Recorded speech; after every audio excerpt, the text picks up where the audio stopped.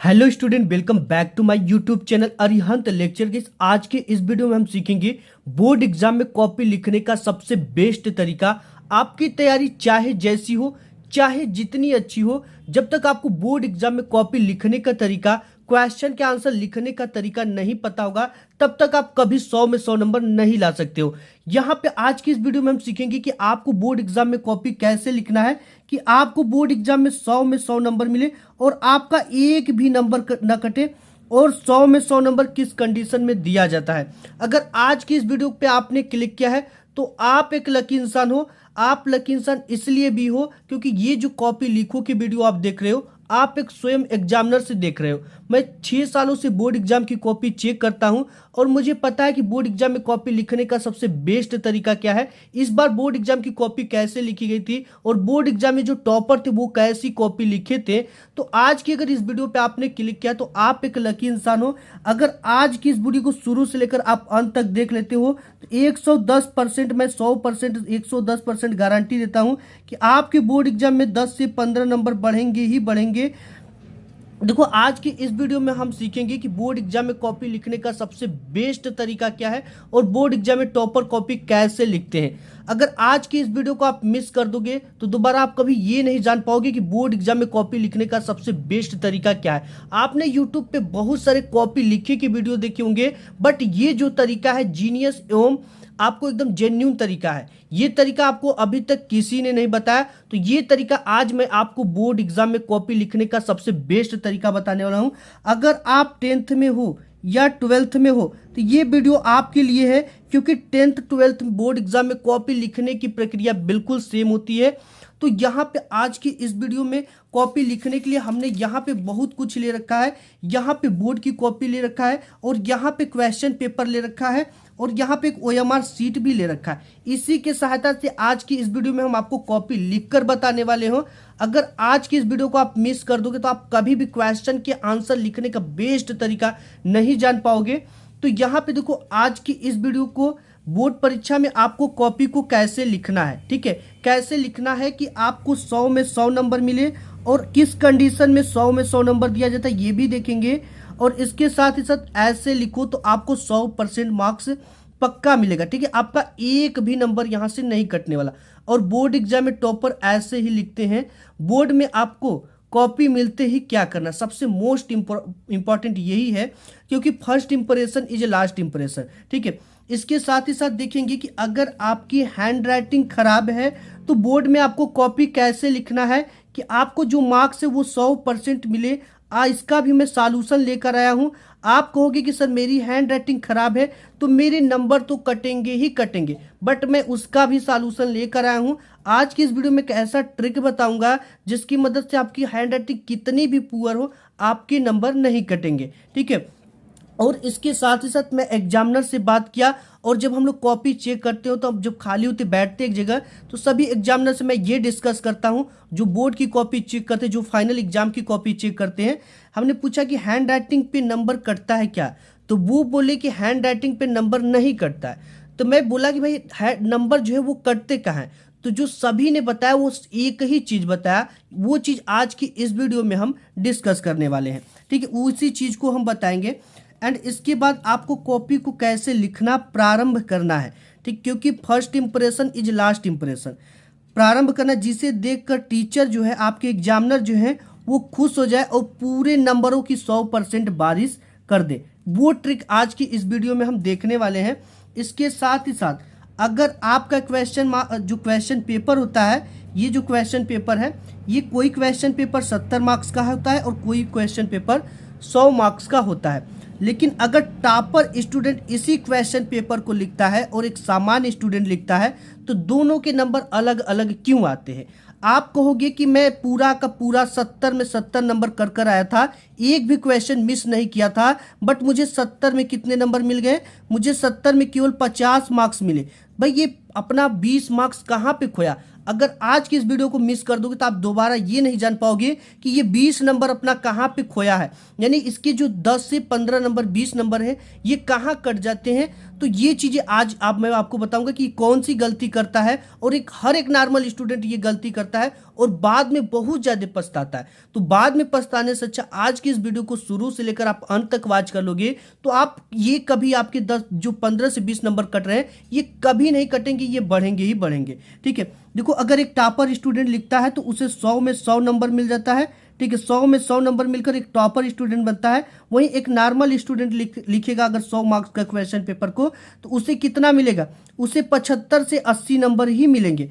तो भाई ये जो अपना जो ये 20 से 25 नंबर खो रहा है ये कहाँ पे खो रहा है। ठीक है, तो इन दोनों के नंबर जो है वो अलग अलग क्यों मिल रहे हैं ये भी चीज़ें हम देखेंगे। एंड इसके साथ ही साथ आपको बोर्ड के पेपर में सबसे इंपॉर्टेंट और सबसे ज़्यादा आपकी ये कमेंट थी कि हमें किस पेन का यूज करना है, यानी किस पेन का हमें यूज करना है जिससे एग्जामिनर भी खुश हो जाए और हमारे एक भी नंबर ना कटे, और क्वेश्चन पेपर जो लिखा जाए, जो आंसर शीट लिखा जाए वो एकदम सुंदर और स्मूथ लिखा जाए। क्वेश्चन पेपर में कोई भी प्रश्न नहीं आता तो उसका उत्तर कैसे लिखना। सबसे पहले तो हमें सभी क्वेश्चन को अटेम्प्ट करना है, बट जो क्वेश्चन हमें नहीं आते हैं उसका उत्तर हमें कैसे लिखना है ये ट्रिक आज की इस वीडियो में बताऊंगा, जहां से आपको 110% उसके 100% मार्क्स आपको मिलेंगे ही मिलेंगे। ठीक है, एंड इसके बाद आपको ये कुछ चीज़ें हैं जो कि हम बीच बीच में अभी बात करते रहेंगे। ठीक है, तो इसको हम अभी कुछ चीज़ें बचे हैं जिसको हम बीच में बात करेंगे, इसको एक तरफ रखते हैं। एंड यहाँ पे हमारे पास एक क्वेश्चन पेपर है जिसकी सहायता से हम पूरी कॉपी को क्या करने वाले हैं, लिखने वाले हैं, और एक आंसर शीट है जो कि हाई स्कूल में भरा जाता है, और इसको एक तरफ रखते हैं, इसको लास्ट में भरेंगे। एंड यहाँ पे हमारे पास ये क्वेश्चन, ये आपका आंसर शीट है जहाँ पे मैं पूरी की पूरी यहाँ पे आपको लिखकर बताऊंगा कि कैसे बोर्ड एग्जाम में कॉपी लिखी जाती है। तो एक चीज़ यहाँ पे मैं क्लियर कर दूँ आपको कि आपको एक पेन कौन कौन से ले जाने। सबसे पहले तो 2 ब्लू पेन लेने हैं। ठीक है, 2 ब्लू लेने हैं एंड 2 ब्लैक पेन लेना है, एक स्केच लेना है। आपको स्केच का यूज करना है कि नहीं इस वीडियो में हम जानेंगे, आप कर सकते हो कि नहीं। एक हाइलाइटर लेना है जो कि टॉपर ऑलरेडी इसका यूज करते हुए आ रहे हैं और उनके जो मार्क्स है वो इंक्रीज हो रहे हैं, यानी उनके मार्क्स बढ़ रहे हैं इससे। तो इसका यूज कैसे और कहाँ करना है ये भी चीज़ें देखेंगे। और एक 30 सेमी का स्केल, जब भी आप स्केल ले जाओ तो आपको 30 सेमी का ही स्केल ले जाना है। क्यों ले जाना है 30 सेमी का स्केल, ये 30 सेमी का है क्योंकि आपकी ये जो कॉपी होती है ये 20 सेमी की होती है। अगर 15 सेमी की स्केल लेकर जाओगे तो आपको जो एक बार तो 15 खींच लिए, फिर 5 सेमी और जब खींचने जाओगे तो वहां पे लाइन टेढ़ी हो जाती है और आपके टाइम भी वेस्ट होते हैं। इसलिए आपको 30 सेमी का स्केल लेकर जाना है।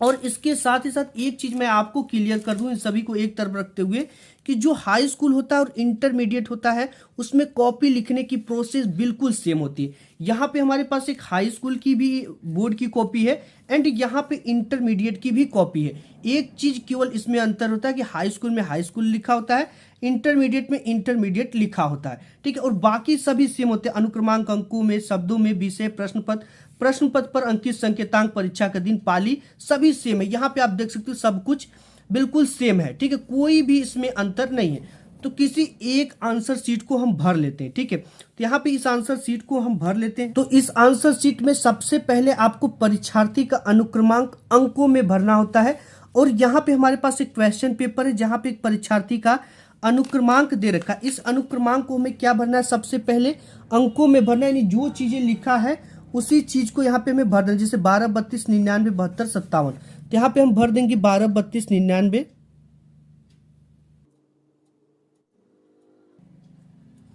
तो यहाँ पे हमने इसको सबसे पहले अंकों में भरा, यानी जो चीजें लिखी थी आपका अनुक्रमांक 10 अंकों का याद करके जाना है, अंकों में भर दिया। अब इसी चीज को हमें किस में भरना है, शब्दों में। शब्दों में भरने के लिए सबसे इंपॉर्टेंट क्या है, यहाँ पे 1 लिखा गया है तो यहाँ पे हम क्या लिख देंगे, सबसे पहले 1 लिखेंगे एंड हमें कोई कामा नहीं लगाना। 2 लिखा है तो 2 लिख देंगे। ठीक है, गलती आप लोग क्या करते हो कि कामा लगा देते हो। इसे आप ब्लू एंड ब्लैक दोनों पेन से भर सकते हो, लेकिन ब्लू से भरा हुआ अच्छा दिखता है। ठीक है, 2 और 3 लिखा है तो 3 भर देना है, यानी कोई आपको कामा नहीं लगाना यहाँ पे। ठीक है, जैसे हमने यहाँ पे कामा नहीं लगाया तो आपको इसी तरह से लिखना, 1 है तो 1, 2 है तो 2, 3 है तो 3, इसी तरह से पूरा हम भर देते हैं।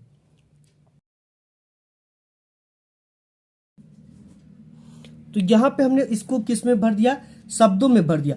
अब यहाँ पे हमें विषय एवं प्रश्न पत्र तथा संकेतांक 3 चीज भरना होता है।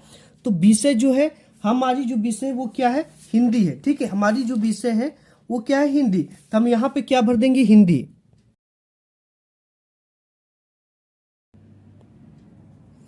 ये हमने हिंदी भर दिया। अब देखो, एक जो प्रश्न पत्र होता है 10th और 12th दोनों में प्रश्न पत्र हिंदी का केवल होता है, ठीक है। एक होता है, तो यहाँ पे इसके लिए क्या भर देंगे, केवल। अब इसके बाद जो तीसरा इसमें आता है, प्रश्न पत्र पर अंकित संकेतांक। सबसे इंपॉर्टेंट चीज ये होता है, जैसे आपका ये मेरा प्रश्न पत्र, इस पे अंकित संकेतांक क्या है, 801 HK। तो हमको इन बॉक्स में क्या भरना है, 801 HK। ये हमने भर दिया। अब इसके बाद जो परीक्षा का दिन है, परीक्षा के दिन हमारा सोमवार, तो हम यहाँ पे क्या भर देंगे, सोमवार। ये हो गया। अब यहाँ पे परीक्षा तिथि एवं पाली लिखने की बात आती है। तो हमारी परीक्षा जो है वो 24 फरवरी से, तो हम यहाँ पे 24/2/2025 इस तरह से डेट लिख देंगे। अब इसके बाद इंपॉर्टेंट क्या है, तिथि एवं पाली दे रखा था, आपको एक कामा लगाना है। और हाई स्कूल और इंटरमीडिएट में, जो हाई स्कूल में प्रथम पाली होता है और इंटरमीडिएट में द्वितीय पाली होता है। तो अब यहाँ पे हम हाई स्कूल का भरे, तो यहाँ पे क्या लिखेंगे, प्रथम पाली, और इंटरमीडिएट वाले क्या लिखेंगे, द्वितीय पाली। तो यहाँ पे हमने भर दिया ये। अब यहाँ पे आता है केंद्र का नाम, आपका जहां पे सेंटर गया होगा, जो आपको कार्ड मिलता है एडमिट कार्ड, उस पे आपके केंद्र का नाम रहेगा, मतलब जहां पे सेंटर गया उसी का नाम यहाँ पे लिखा जाता है। मैं एक सेंटर का नाम लिख देता हूं।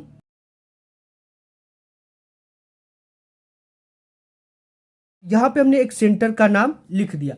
अब देखो, इसके बाद हम यहाँ पे पूरी कॉपी हमारी भर गई। इसी तरह से आपको बोर्ड में कॉपी को पूरा भरना है। एंड भरने के बाद यहाँ से शुरू होता है हमारा फ्रंट पेज, ठीक है। अब देखो यहाँ से क्या करना है, और यहाँ पर देखिए सबसे पहले में स्केल की काम आ गई है, ठीक है। आपको कॉपी क्वेश्चन पेपर से पहले मिलता है, तो आपको एक स्केल की ज्यादा दूरी, इस स्केल की मोटाई से एक स्केल से ज्यादा की दूरी लेकर पूरी पाई आपको क्या कर लेना है, खींच लेना है, जैसे यहाँ पे मैं खींच रहा हूँ।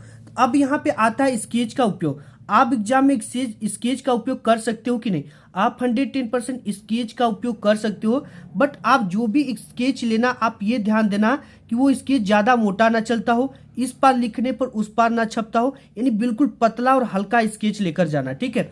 अगर स्केच इसलिए मना किया जाता है आपको कि स्केच आप कभी लेते हो तो बहुत ज्यादा गाढ़ा चलता है, जिससे वो खराब कर देता है उधर का। तो बिल्कुल न्यू स्केच लेकर जाना और उसे चलाकर देख लेना, ठीक है। तो 110% स्केच जो है पूरी तरह से बोर्ड में अलाउ है। तो यहाँ पे एक स्केल की ज्यादा की दूरी लेकर हम यहाँ पे पाई खींच लेते हैं। यहाँ पे हमने स्केल से क्या किया, पूरा का पूरा इस तरह से पाई खींच लिया, जैसे हमने खींचा, आपको इस तरह से खींचना है। एंड इसका जो ये फ्रंट पेज है, फ्रंट के बिल्कुल हेड पर आपको सबसे पहले ये क्वेश्चन पेपर मिलेंगे, ठीक है।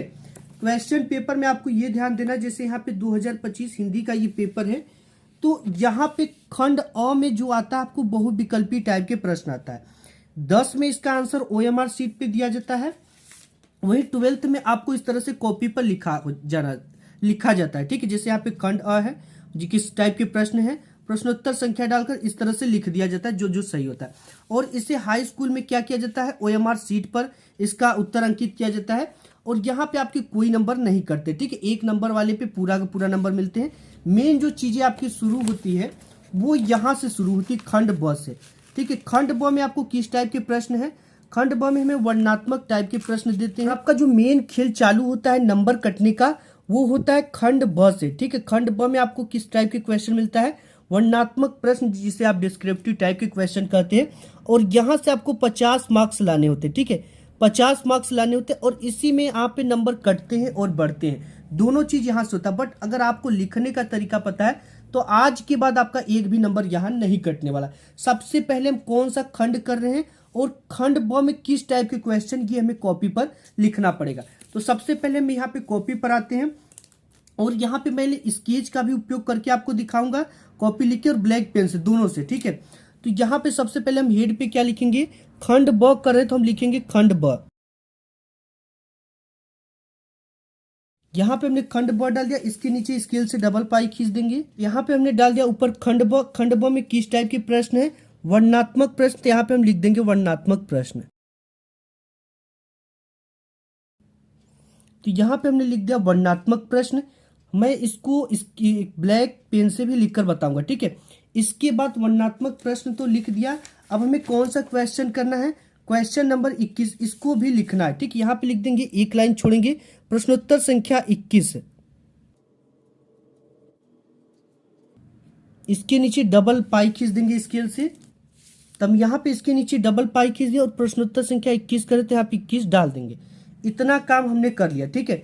अब देखो इसके बाद हमें क्या करना है, एक हिंट्स देना है एग्जामिनर को, क्योंकि ये जो गद्यांश आते हैं आपके बोर्ड एग्जाम में, 2 गद्यांश आते हैं। एग्जामिनर को ये पता चल जाए आसानी से कि आपने किस गद्यांश को हल किया, कि एक ये आता है, एक इसके इधर अथवा करके आता है, ठीक है। तो यहाँ पे अगर अथवा का करेंगे तो यहाँ पे अथवा लिख देंगे प्रश्नोत्तर संख्या के बाद। अगर यही वाला करते हैं तो अथवा लिखने की कोई जरूरत नहीं है। यहाँ पे हिंट्स देंगे कैसे, यहाँ पे सबसे पहले गद्य करें तो यहाँ पे एक छोटा सा गद्य लिखेंगे, ये इस तरह से। अब इसके बाद इसकी शुरुआत 1 से 2 अक्षर और लास्ट की 1 से 2 अक्षर लिखना है, ठीक है। यहाँ पे शुरुआत 1 से 2 अक्षर क्या है, ईर्ष्या का यही तक लिखेंगे, फिर भोगनी पड़ती है, इतना हम लिखते हैं अभी। इसके बाद डैश डैश डैश इस तरह से लगा देंगे, भोगनी पड़ती। यहां पे हमने पूरा का पूरा इस तरह से लिख दिया, ठीक है। अब इसके बाद हमें क्या लिखना है, इसके जस्ट बाद ये जो आता है, ये आपके बोर्ड एग्जाम में 6 मार्क्स का आया है, ठीक है, 6 मार्क्स का आया है। इसके लिए आपको क्या करना है, सबसे पहले हमसे पूछ रखा है ये संदर्भ। संदर्भ के लिए 2 चीजें पता होनी चाहिए, पहला तो पाठ का नाम पता होना चाहिए, ये किस पाठ से लिया गया है, ठीक है। एंड दूसरा पता होना चाहिए कि इसके जो लेखक है वो कौन है। अगर ये 2 चीजें पता है तब हम संदर्भ लिखेंगे, ठीक है। अगर ना पता हो तो इसके लिए हम ट्रिक देखेंगे। अब देखो पाठ का नाम जो है, इसको अगर आप पढ़ोगे तो ईर्ष्या तू न गई मेरे मन से नामक पाठ से लिए गए, और इसके जो लेखक है वो रामधारी सिंह दिनकर जी हैं, ठीक है। अब इतना लिखेंगे तो हमें कितना नंबर मिलेगा, 2 नंबर मिलेगा। इसे लिखना कैसे है, सबसे पहले तो संदर्भ, इसका लिखना क्या है, संदर्भ लिखना है। ये किस नंबर पे है, पहले नंबर पे, तो यही इंपॉर्टेंट चीज है। यहाँ पे एक लाइन छोड़ेंगे और यहाँ पे क्या डालेंगे, पहला नंबर डालेंगे, ठीक है। पहला नंबर, पहले में क्या है, संदर्भ, तो यहाँ पे लिख देंगे संदर्भ।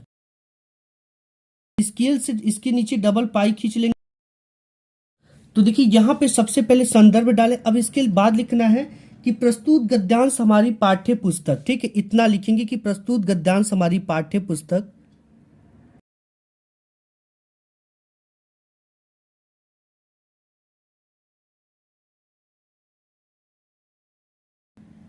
अब हमने इतना लिख दिया कि प्रस्तुत गद्यांश हमारी पाठ्य पुस्तक। इसके बाद हमें ब्लैक से किस पाठ से है, ये हिंदी हमारा विषय, तो हम यहाँ पे लिख देंगे हिंदी।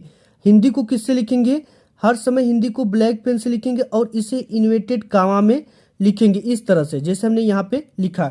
हिंदी प्रस्तुत गद्यांश हमारी पाठ्य पुस्तक हिंदी के गद्य खंड में संकलित, इतना हमें लिखना है, ठीक।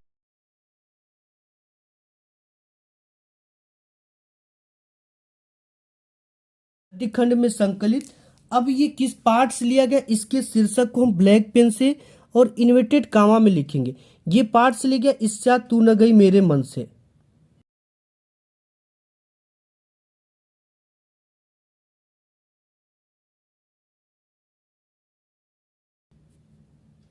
अब इतना हमने लिख दिया कि ईर्ष्या तू न गई मेरे मन से नामक पाठ से लिया गया, और इसे इन्वर्टेड कामा में लिखेंगे। यहाँ पे कामा लगाया और यहाँ पे इन्वर्टेड कामा लगा देंगे, ठीक है।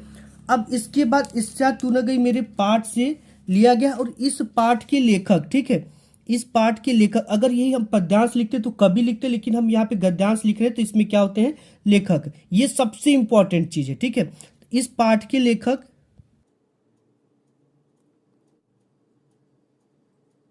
इस पाठ के जो लेखक है उन्हें ब्लैक पेन से लिखेंगे, रामधारी सिंह दिनकर।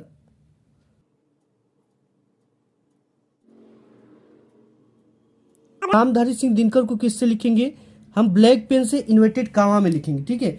रामधारी सिंह दिनकर जी हैं। अब यहाँ पे हमारा पूरा का पूरा संदर्भ जो 2 नंबर के लिए पक्का हो गया। यहाँ से 2 नंबर कि प्रस्तुत गद्यांश हमारी पाठ्य पुस्तक हिंदी के गद्य खंड में संकलित, ईर्ष्या तू न गई मेरे मन से ब्लैक पेन से, हिंदी को ब्लैक पेन से। इस पाठ के जो लेखक है वो रामधारी सिंह दिनकर, इन्हें ब्लैक पेन से इन्वर्टेड कामा में लिखना है। इतना कंप्लीट हो गया। अब जो हमारी हिंदी की पेपर है इसमें क्या आता है, दूसरा नंबर पे आता है कि रेखांकित अंश की व्याख्या कीजिए। अब व्याख्या किसकी करनी है, ये जो गद्यांश दिया गया है इस गद्यांश में यहां से लेकर यहां तक के शब्द के नीचे एक रेखा खींचा गया, इस तरह का एक लाइन खींचा गया, इसी की व्याख्या में अपने शब्दों में करना होता है। इसमें व्याख्या जैसे जिस मनुष्य की हृदय में ईर्ष्या घर बना लेती है, मतलब कि जिस मनुष्य के हृदय में ईर्ष्या जो है वो अपना घर बना लेती है, मतलब उसके मन में ईर्ष्या उत्पन्न हो जाती है, घर बनाने का मतलब उत्पन्न हो जाती है, रहने लगती है, वह उन चीजों का आनंद नहीं उठा पाता, वो उन चीजों से लाभ नहीं ले पाता है जो उसके पास मौजूद है, जो उसके पास है। ठीक है, मतलब अपने शब्दों में जैसे यहाँ पे आनंद का मतलब फायदा नहीं उठा सकता है, बल्कि उन वस्तुओं से दुख उठाता है, बल्कि जो उनके पास धन दौलत है उससे वो दुख उठाता है, का मतलब दुखी रहता है। इसी को मतलब थोड़े थोड़े चीजों को अपने शब्दों में बनाकर लिखना। सबसे पहली चीजें में क्या है, रेखांकित अंश की व्याख्या, हेडिंग डालनी है। हेडिंग डालने से पहले में क्या करना है, जैसे हम संदर्भ लिखते हैं 1 2 3 लाइन छोड़ना है। ठीक है, इसके बाद हमें यहाँ पे क्या डालना है, दूसरा नंबर डालना है। ठीक है, हमने 2 लाइन छोड़ा और यहाँ पे डाला दूसरा नंबर। दूसरा नंबर पे क्या है, रेखांकित अंश की व्याख्या, ये हमें हेडिंग डालना है।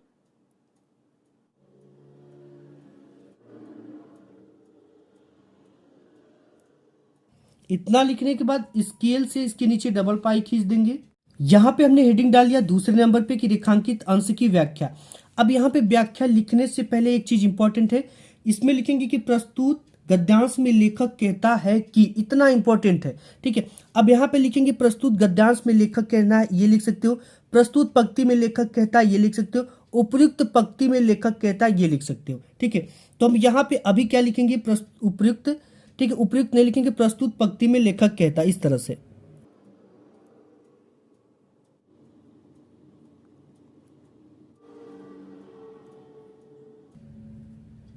देखो ये सभी गद्यांश में आपको लिखना है कि प्रस्तुत पंक्तियों में लेखक कहता है या प्रस्तुत गद्यांश में लेखक कहता है, इतना चीज सभी में लिखना। इसके बाद ही आपको क्या करना है, रेखांकित अंश की व्याख्या में इसको व्याख्या करना है, जैसे यहां से लेकर यहां तक की अपने शब्दों में व्याख्या करना। जैसे ईर्ष्या नामक विचारधारा, हम यहां से लिखेंगे ईर्ष्या नामक विचारधारा। यहां पर देखो हम यहां पे पूरी की पूरी रेखांकित अंश की व्याख्या कर दिए। ठीक है, लिखिए कि प्रस्तुत गद्यांश में लेखक कहता है कि ईर्ष्या नामक जो मनोविकार है एक विचित्र वरदान है, जिसके हृदय में यह भाव आ जाता है वो अपनी वस्तुओं से सुखी, ठीक है, यहाँ पे अपनी वस्तुओं से सुखी नहीं होता है, अपितु अन्य व्यक्तियों के पास होने वाली वस्तुओं के कारण ही वो दुखी रहता है। ठीक है, और इसके बाद इधर आगे इसका लिखा गया है, इधर देखो यहाँ पे है कि ईर्ष्यालु व्यक्ति स्वयं की तुलना अन्य व्यक्ति से करता रहता है, तुलना में जो उसे अभाव उसे स्वयं में मिलते हुए उसकी हृदय में काटते रहते हैं। ये तो इंपॉर्टेंट चीज है, इतना हमने लिख लिया। अब इसके बाद देखो हमने यहाँ पे ब्लैक पेन का उपयोग किया है। ठीक है, आप ब्लैक पेन का भी उपयोग कर सकते हो, जैसे यहाँ पे खंड ब डाला गया, वर्णनात्मक प्रश्न डाला गया, प्रश्नोत्तर संख्या 21 है, गद्य ईर्ष्या का यही डैश डैश भोगनी पड़ती है। संदर्भ हमने लिखा कि प्रस्तुत गद्यांश हमारी पाठ्य पुस्तक हिंदी को ब्लैक पेन से, गद्य खंड में संकलित ईर्ष्या तू न गई मेरे मन से नामक पाठ से लिया गया है, शीर्षक को ब्लैक पेन से। इस पाठ के जो लेखक है वो रामधारी सिंह दिनकर जी हैं। ठीक है, अब देखो इतना लिख लिया, रेखांकित अंश की व्याख्या कर लिया। अब आपको क्या करना, अगर आपकी हैंडराइटिंग खराब है तब आपको बोर्ड एग्जाम में क्वेश्चन का आंसर कैसे लिखना है। सबसे पहले तो हमारी भी हैंडराइटिंग खराब है, और देखो अगर आपकी हैंडराइटिंग खराब है तो आप जिस पेन से लिख रहे हो इस पेन से शब्दों के बीच की दूरी, एक पेन की मोटाई इतनी होनी चाहिए, जैसे एक पेन की मोटाई इतना है, इसके बीच रखो तो ये सटे ना एक दूसरे से दूर रहे, तो ये अगर आपकी हैंडराइटिंग पुअर है तो देखने में अच्छा लगेगा। और इसके साथ ही साथ आप जिस भी, अगर आपके हैंडराइटिंग पे नंबर नहीं कटेंगे, जैसे कोई बच्चा तिरछा लिखता है इस तरह से, ठीक है, 90 डिग्री से कम डिग्री पर लिखता है न्यून कोड पे, तो पूरी कॉपी आपको तिरछा लिखा होना चाहिए। ये नहीं कि एक लाइन तिरछा लिखे फिर सीधा लिखे फिर इस तरह का लिखे, तो ये देखने में आपको बहुत खराब लगेगी और आपके नंबर कट जाएंगे। अगर आप सीधा लिखते हो तो पूरा 90 डिग्री पे लिखते हो तो पूरी कॉपी 90 डिग्री पे होनी चाहिए, तिरछा लिखते हो तो पूरी कॉपी तिरछा, अगर 90 डिग्री से ज्यादा पे लिखते हो इस तरह का तिरछा तो पूरी कॉपी उससे वैसे लिखी होनी चाहिए। ठीक है, और इसके साथ ही साथ अगर यहाँ पे बहुत चीजें मैं आपको बात करूंगा कि आपको बोर्ड एग्जाम में किस पेन का यूज करना है, आता है कि आपको बोर्ड पेन में किस पेन का यूज करना है। सबसे पहले एक चीज मैं क्लियर कर दूं, आपको जेल पेन का यूज तो कतई नहीं करना है। आपको किस पेन का यूज करना है, बॉल पॉइंट पेन का यूज करना है बोर्ड एग्जाम में, और इसके साथ ही साथ किस कंपनी का पेन आप ले सकते हो। सबसे बेस्ट जो कंपनी आती है वो एल्कोस की आती है, ठीक है। एल्कोस है, सेलो है, इसके बाद पेंटोनिक है, पेंटोनिक बहुत सारे, और रेनॉल्ड का जो पेन आता है थोड़ा एक महंगा 50 रुपया में आता है, और वो भी अच्छा होता है। और इसके साथ ही साथ एक चीज मैं आपको क्लियर कर दूं, आपको जिस पेन से बोर्ड एग्जाम की कॉपी लिखना, आप पूरे साल उसी पेन से लिखो, मतलब उसी कंपनी का पेन यूज करो। कोई बच्चा 4 रुपये वाली पेन जो आती है, ठीक है, लिको पिको, उससे भी लिखता है, तो आप उसी से लिखो, क्योंकि हैंड राइटिंग आपकी हाथ जो उसी पर बैठी रहती है, ठीक है। ये नहीं कि बोर्ड एग्जाम आया और उस दिन 100 रुपया का पेन ले लिया, मोटा मोटा पेन ले लिया, आपके हाथ में नहीं बैठ रहा। जिस भी पेन का यूज करो बोर्ड एग्जाम में, उसको 1-2 दिन पहले घर पे चला लो, तभी बोर्ड एग्जाम में ले जाओ यूज करने, ठीक है। तो आप पेंटोनिक के साथ जा सकते हो, एल्कोस के साथ जा सकते हो, सेलो के साथ जा सकते हो, रेनॉल्ड के साथ जा सकते हो, और बहुत सारी कंपनी के पेन आते हैं जो कि आप जा सकते हो, ठीक है। ये वाला भी पेन काफी इस कंपनी का अच्छा आता है, LINC वाला, ये काफी अच्छा पेन, इसके साथ भी आप जा सकते हो, ठीक है। तो और क्वेश्चन पेपर में कोई भी प्रश्न नहीं आता तो उसका उत्तर हमें कैसे लिखना, ये सबसे इंपॉर्टेंट चीज है। हमें एक भी क्वेश्चन नहीं छोड़ना है, और जिस भी क्वेश्चन का आंसर नहीं आता उसके आंसर हमें कैसे लिखना है। सबसे पहले अगर ये गद्यांश हमारे में आता है तो इसके उत्तर हमें नहीं आ रहा तो हमें कैसे लिखना है। सबसे मेन चीज तो खंड ब आपको डालना है, क्योंकि first impression is last impression, इसी चीज को टीचर देखकर खुश हो जाएगा।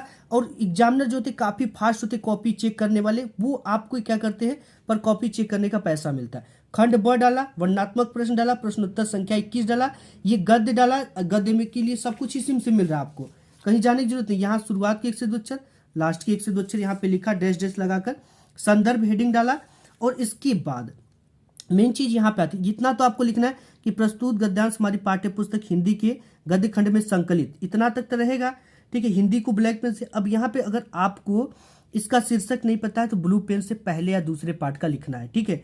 अगर नहीं पता तो, और इसके लेखक नहीं पता है तो पहले या दूसरे पार्ट के लेखक ब्लू पेन से लिखना, तब आपको ब्लैक पेन का यूज नहीं करना है। अब रेखांकित अंश की व्याख्या क्या बात आ जाता है, इतना तो हम लिखेंगे कि प्रस्तुत गद्यांश में लेखक कहता है कि, इतना तो लिखेंगे। इसके बाद हमें क्या करना, नहीं आता है तो यहां से उठाना है और यहां तक एक लाइन आपको बेसी इसमें अधिक लिख देना है, ठीक है। इतना हमने लिख दिया और यहां से भी हमको 2 नंबर मिल गए। अब इसके बाद इसमें एक क्वेश्चन आता है, जिसका आंसर आपको इसी में से ढूंढना पड़ता है, जैसे कि, ठीक है, ईर्ष्या की किन विशेषताओं को उल्लेख किया गया है।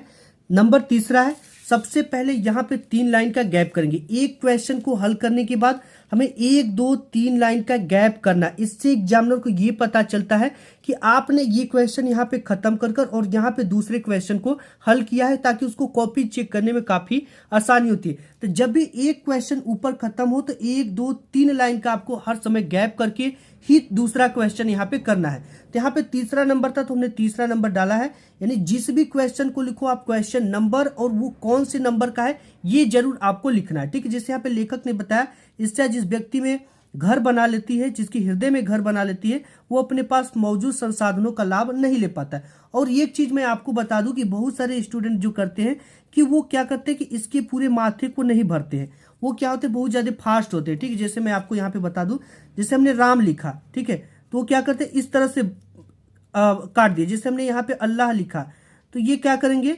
अल्लाह लिखने के बाद इस तरह से कर देंगे, यानी कि पूरा का पूरा इसका माथा नहीं भरते हैं, यहाँ पे आपके नंबर कट जाएंगे, ठीक है। तो आपको हर समय पूरा का पूरा माथा भरना है। जैसे यहाँ पे आप कुछ भी लिखो, ठीक है, जैसे अरिहंत में अपना लिखता हूँ नाम, तो अगर यहाँ पे हम अरिहंत लिखे तो अगर इस तरह से लिखकर इस तरह से छोड़ दें तो ये यहाँ पे आपके नंबर कट जाएंगे। तो इस चीज का आपको ध्यान देना है। और इसके साथ ही साथ बोर्ड एग्जाम में और क्या क्या चीजें आती हैं कि यहाँ पे ये पूरा का पूरा एंड हो जाता है। अब इसके बाद आता है क्वेश्चन नंबर 22, ठीक है। और जब भी हम प्रश्न 22 नंबर करेंगे तो इसको क्या करेंगे, यहाँ से हमें 3 लाइन का गैप करके लिखना है, ठीक है। बट यहाँ पे ना हमें जगह कम बच रहा है, जिससे हम संदर्भ भी नहीं लिख पाएंगे। इस वजह से हमें इसको क्या कर देना है, इस पेज को हमें छोड़ देना है, ठीक है। अगर जैसे यहाँ पे अगर हमको लिखना भी होता तो हम कितना 1, 2, 3 लाइन छोड़कर और यहां से हम क्या करते हैं, प्रश्नोत्तर संख्या 22 डालते हैं। यहाँ पे इस तरह से हम प्रश्नोत्तर संख्या 22 डालते हैं। बट यहाँ पे जगह अगर आपको 4 लाइन 5 लाइन बचता है तो इसको छोड़कर हमें नेक्स्ट पेज से कर देना है, ठीक है। यहाँ पे नहीं करना है। और इसके साथ ही साथ निबंध और ऐसे बताऊंगा, जीवन परिचय बताऊंगा कि आपको कैसे लिखना है। और आपको 22 नंबर में देखो आता क्या है, पद्यांश। पद्यांश जब भी आप करोगे तो आपको ऊपर 22 नंबर डालना है क्वेश्चन नंबर, और यहाँ पे पद डालकर शुरुआत के 1 से 2 अक्षर, और लास्ट के जैसे हमने यहाँ पे गद्य डाला, आपको क्या डालना है, पद डालना है। संदर्भ लिखना है, इसमें जो हमने लेखक लिखा ना, इस पाठ के लेखक, इसमें आपको कवि या रचयिता लिखना होता है। जैसे जो पुराने कवि जैसे कबीर दास हो गए, रसखान हो गए, तुलसीदास जी हो गए, ये क्या है, रचयिता लिखेंगे इनके लिए। और जो नए कवि हैं, ठीक है, तो उनके लिए हम क्या लिखेंगे, जैसे सुमित्रानंदन पंत हो गया, ठीक है, इनके लिए हम क्या लिखेंगे, महादेवी वर्मा हो गया, इनके लिए हम कवित्री महादेवी वर्मा के लिए, जैसे महिला है तो उन्हें कवित्री लिखेंगे, अगर पुरुष है तो कवि लिखेंगे, ठीक है। ये चीज का आपको ध्यान देना है। एक चीज देखकर टीचर काफी ज्यादा खुश हो जाते हैं। सबसे मेन चीज है बोर्ड परीक्षा के प्रश्नों को सीरियल से करने की आप पूरी कोशिश करना, इससे एग्जामिनर का समय बचता है और कॉपी चेक करने में आसानी होती है। आपको प्रत्येक खंड को नए पेज से शुरू करना है। जैसे यहाँ पे ये जो पेपर है, इसमें क्या है, खंड अ है, ठीक है। सबसे पहले जो है वो क्या है, यहाँ पे खंड अ है, इसको एक पेज से शुरू किया। अगर कोई इसके बाद यहाँ पे क्या जाता है खंड ब, तो खंड ब को हम क्या शुरू करेंगे, नए पेज से। खंड स, जैसे अगर कोई क्वेश्चन यहाँ पर भी खत्म हो जाता है और आगे नया खंड है, तो यहाँ से हम नहीं शुरू करेंगे, उसको नेक्स्ट पेज पे खंड स लिखेंगे, खंड द लिखेंगे, नए पेज से शुरू करना है। तो ये चीज आपको ध्यान देना है कि बोर्ड परीक्षा में प्रश्नों को सीरियल से करने की पूरी कोशिश करना। इससे एग्जामिनर काफी ज्यादा प्रभावित होते हैं, ठीक है, उनका समय बचता है, क्योंकि एग्जामिनर फ्रंट वाली पेज पर बार बार उन सब चीजों को चढ़ाता है कि तीसरे नंबर में इतना, तीसरे वाले में 3 नंबर पाया, चौथे वाले में 5 नंबर पाया, तो ये उनको आसानी हो जाती है, उनका समय बचता है। और प्रत्येक खंड को आपको नए पेज से शुरू करना है, ठीक है। और शुरुआत के 2 से आप कहोगे कि सर इतना करने में मुझे समय जाएगा, तो मैं सिर्फ कहता हूं शुरुआत के 2 से 3 पेज आप सुंदर लिखो और वही प्रश्न करो जो आपको अच्छे से आते हो।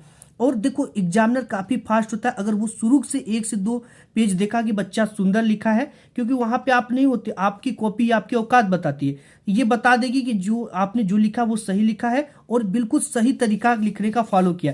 तो एग्जामिनर क्या होता है, काफी फास्ट होता है और आपको एक अच्छा स्टूडेंट समझकर उसी हिसाब से पूरी कॉपी में आपको एवरेज नंबर देता चला जाएगा। सभी एग्जामिनर जानते हैं कि लास्ट में समय कम बचता है, जिससे कि आप जल्दी जल्दी लिखते हो, हैंड राइटिंग अच्छी नहीं बैठती।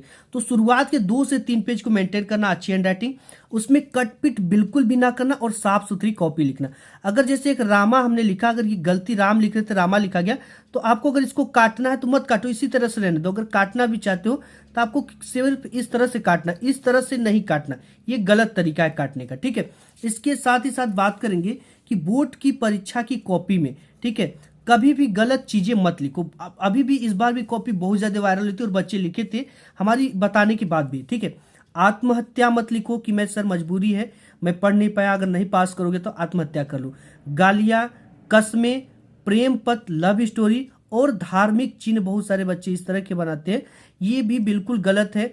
कोई ये बनाता है, कोई ओम बल लिख देता है, कोई अपना धर्म 786 लिख देता है, अल्लाह लिख देता है, भगवान लिखता है, राम लिखता है। ये सब चीजें बोर्ड पूरी तरह से इलीगल है, इसे अलाउ नहीं करता। अगर टीचर चाहे तो आप पे कार्रवाई कर दे, तो ये सब चीजें आपको नहीं करनी है, ठीक है। तो आपको ये गालियां, कस्में, प्रेम पत्र, धार्मिक चिन्ह नहीं लिखना है। 3 घंटे का समय होता है, आप उससे रिलेटेड कीवर्ड बना बना कर लिखो। बट ये सब चीजें लिखोगे तो एक भी नंबर नहीं मिलेंगे, अगर मिलता जुलता कुछ लिखोगे तो उसके नंबर मिल जाएंगे। ये तो हो गई।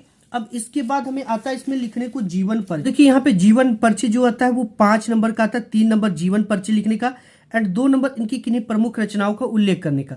यहाँ पे है जयशंकर प्रसाद का, ठीक है। इनको लिखना कैसे है, सबसे इंपॉर्टेंट चीज ये है, जयशंकर प्रसाद का लिखने से पहले आप जिस भी लिख रहे हो लेखक का, तो लेखक परिचय, कवि का लिखेंगे तो कवि परिचय यहाँ पे डालना पड़ेगा, ठीक है। प्रश्नोत्तर संख्या 26 का क लिख रहे तो यहाँ पे डालेंगे, और जिनका भी जीवन परिचय डाल रहे उनका सबसे पहले यहाँ पे टाइटल लिखा होना चाहिए। ये चीजें तो आपको उसी में से मिल जाएगा क्वेश्चन पेपर में से।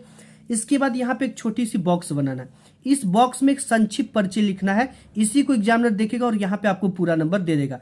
तो इसमें क्या रहेगा, नाम रहेगा जयशंकर प्रसाद, जन्म 1889, स्थान इनका, पिता का नाम, माता का नाम, रचनाएं और मृत्यु, ये चीजें रहेंगी 5 चीजें। इसके बाद देखो जयशंकर प्रसाद का जन्म लिख रहे थे, यहाँ पे जीवन परिचय हेडिंग डालेंगे और लिखेंगे जयशंकर प्रसाद का जन्म काशी के एक प्रतिष्ठित वैश्य परिवार में 1889 ईस्वी में हुआ था। अब देखो यहाँ पे जब भी आप लिखो जयशंकर प्रसाद का जन्म, ठीक है, तो ये जो जयशंकर प्रसाद है छायावादी के प्रमुख कवि है, ठीक है। तो छायावाद के प्रमुख कवि जयशंकर प्रसाद जी का जन्म, ऐसे लिखोगे तो और 4 चांद लग जाएगा। और इसके साथ ही साथ सन लिखे हो, तो सन क्या होगा, सन को ब्लैक पेन से, जिस सन में जन्म लिए ब्लैक पेन से, और इनके माता के नाम, पिता के नाम को ब्लैक पेन से, इनकी माता को नाम से, इनकी प्रमुख उपलब्धियां और कुछ इनकी शिक्षाएं जो जो इन्होंने पढ़ा है हिंदी, संस्कृत, उर्दू, फारसी, ने ब्लैक पेन से। अब देखो यहाँ पे हमारा काम आया हाईलाइटर का। ठीक है, हाईलाइटर से क्या किया जाता है कि जो चीज आप ब्लैक से लिखते हो उसे एक बार केवल हाईलाइट कर देना। ठीक है, हाईलाइट करने से ये काफी टॉपर इसका यूज करते हैं, और हमने बहुत सारी कॉपी चेक किया जिसमें बहुत सुंदर लग रहा था, और बच्चे क्या करते हैं ऐसे लिखते तो उसमें इंग्लिश में कोटेशन भी डालते, तो वो भी काफी अच्छा लगता है, उस पर नंबर मिलता है। ठीक है, तो इसका यूज करोगे, ब्लैक से लिखिए, इसको हाईलाइट आप कर सकते हो। तो इस तरह से पूरा जीवन परिचय यहाँ तक लिखोगे तो 3 नंबर मिलेगा। ठीक है, इनकी मृत्यु सन 1937 ईस्वी में स्वर्ग सिधार गए। अब इसके लिए 2 नंबर के लिए आपको क्या करना है, यहाँ पे देखो, जयशंकर प्रसाद की प्रमुख रचनाएं महाकाव्य कामिनी, नाटक अजातशत्रु, उपन्यास कंकाल तितली। तब जाकर आपको यहाँ पे 2 नंबर इसके मिलेंगे, 3 नंबर उसके, 5 नंबर मिले। ठीक है, इसके बाद आपको क्या आता है, इसमें कवि का परिचय आता तो उसी तरह लिखने ला। अब इसके बाद आता है आपको 28 नंबर पे प्रार्थना पत्र लिखने के लिए। प्रार्थना पत्र लिखते हो आप, जीवन परिचय लिखते हो आप, या निबंध लिखते हो। इसके लिए आपको हर समय नए पेज लेना है। अगर कोई क्वेश्चन यहाँ पर भी इंड होता है तो इसके बाद अगर हम प्रार्थना पत्र लिखेंगे तो नए पेज से शुरू करेंगे, निबंध लिखेंगे तो नए पेज से शुरू करेंगे, वो प्रार्थना पत्र लिखेंगे तो नए पेज से शुरू करेंगे, जीवन परिचय भी नए पेज से शुरू करेंगे यहाँ पे। ठीक है, तब हमें क्या लिखना है, 4 दिन के अवकाश के लिए प्रधानाचार्य को एक प्रार्थना पत्र लिखना है। इसे कैसे लिखेंगे आइए देख लेते हैं। अब देखिए यहाँ पे प्रार्थना पत्र किस तरह से लिखा गया। सबसे पहले ऊपर आपको क्या डालना है, पत्र लेखन। ठीक है, पत्र लिख रहे हैं तो पत्र लेखन, प्रश्नोत्तर संख्या डाल देना है। एक चीज का ध्यान देना, यहाँ पे सबसे पहले यहाँ से क्या शुरू करना है, सेवा में के बाद एक कामा लगाना है। ठीक है, में एक बिंदु रहेगा। अब जहां पे ये कामा खत्म होता है वहीं से श्रीमान प्रधानाचार्य जी। अब इसके बाद ये जहां के प्रधानाचार्य हैं आपके स्कूल का नाम रहेगा, जैसे यहाँ पे HV inter college Prayagraj Uttar Pradesh. ठीक है, यहीं के प्रधानाचार्य। इसके बाद इसमें विषय जो होता है 4 चांद लगा देता है, किस विषय पर लिख रहे हैं, जो भी आपके क्वेश्चन पेपर में आया उसी विषय पर लिखना है। जैसे यहाँ पे विषय के आकस्मिक अवकाश हेतु पत्र। ठीक, तो यहाँ पे हमने क्या डाल दिया, आकस्मिक अवकाश हेतु पत्र। इसके बाद इसका स्ट्रक्चर हम आपको बता रहे हैं कि सेवा में जहां पे इंड हुआ है वहीं उसके जस्ट नीचे से आपको क्या स्टार्ट करना है, महोदय। महोदय ब्लैक पेन रहेगा और एक कामा रहेगा, और जहां पे कामा लगेगा वहीं से शुरू होगा। सविनय निवेदन है कि आज मेरे घर पर एक अति आवश्यक कार्य हो जाने के कारण मैं दिनांक इस तारीख से इस तारीख काले जाने में असमर्थ हूँ। इतना लिखने के बाद आपको जितना भी यहाँ इंड हो जाए उसके इतना छोड़कर, अतः आपसे विनम्र निवेदन है कि 1 दिन की आकस्मिक अवकाश प्रदान करने की कृपा करें। ब्लैक पेन से आपका आज्ञाकारी शिष्य, नाम नहीं लिखना है, क कक्षा 10, और यहाँ पे धन्यवाद ब्लैक पेन से और दिनांक। इस तरह से पूरे के पूरे नंबर मिलेंगे, और इसके लिए हर समय क्या करना है, एक नए पेज को लेना है। नेक्स्ट देखते हैं। नेक्स्ट यहाँ पे आपका लास्ट क्वेश्चन आता है जो कि 7 नंबर का आता है। यहाँ पे कि बेरोजगारी की समस्या पर निबंध। अब देखो इसको लिखने के लिए सबसे पहले ऊपर क्या डालेंगे, निबंध लेखन, प्रश्नोत्तर संख्या 30। जिस भी टाइटल पे लिख रहे हैं उसकी टाइटल यहाँ पे लिखा होना चाहिए, बेरोजगारी की समस्या पर निबंध। सबसे पहले यहाँ पे रूपरेखा डालेंगे। इसके बाद इससे ये पता चलता है कि बच्चे ने इतने हेडिंग के अंतर्गत पूरे निबंध को कवर किया है। इसमें प्रस्तावना, बेरोजगारी का अर्थ, बेरोजगारी का कारण, बेरोजगारी को रोकने का उपाय, उपसहार। फर्स्ट और लास्ट हेडिंग जो है सेम सभी में होती है। अब यहाँ पे देखो प्रस्तावना हेडिंग डाला गया पहला, और यहाँ पे इनकी जो आप थोड़ा सा कोटेशन जानते हो उसको बीच में ब्लैक पेन से शुरू में ही लिख दो। ठीक है, ये देखने में इंग्लिश में जानते हो, हिंदी में बेरोजगारी से रिलेटेड उसको लिख दो कोटेशन। ये देखने में 4 चांद लगा देंगे, गूगल से मंगा कर लिख लेना। और यहाँ पे देखो इसकी बेरोजगारी का अर्थ जो है उसको ब्लैक पेन से लिखा गया कि इच्छा एवं योग्यता होते हुए भी व्यक्ति को, यहाँ पे व्यक्ति को उचित रोजगार का न मिलना बेरोजगारी कहलाता है। अब इसको हम क्या किससे लिखे, ब्लैक पेन से लिखे और हाईलाइट करते हुए लिखे। हाईलाइटर का यूज किए, इससे देखने में सुंदर लगता है। जितने भी इंपॉर्टेंट चीज हो उसे हमें किससे लिखना है, ब्लैक पेन से लिखना है, हाईलाइट करते हुए। इससे एग्जामिनर को पढ़ने में आसानी होती है और ये तुरंत दिख जाता है। नेक्स्ट कैसे लिखा गया आगे का, यहाँ पे बेरोजगारी के अर्थ को इस तरह से हेडिंग डालकर लिखा गया है, बेरोजगारी का कारण इस तरह से लिखा गया है। यहाँ पे मैं आपको दिखाते चलूं, और यहाँ पे देखो बेरोजगारी को रोकने का उपाय यहाँ पे हेडिंग डालकर लिखा गया है, और लास्ट हेडिंग जो है उपसहार, इस तरह से इसको लिखा गया है। जो भी चीजें ब्लैक से, इंपॉर्टेंट चीजें ब्लैक से लिखो और उसे हाईलाइट करके लिखो। तो ये पूरी कॉपी लिखने की प्रोसेस हो गई। आज की इस वीडियो में इतना ही। वीडियो पसंद आए तो एक लाइक जरूर करना। मिलूंगा एक नेक्स्ट वीडियो में, तब तक के लिए धन्यवाद।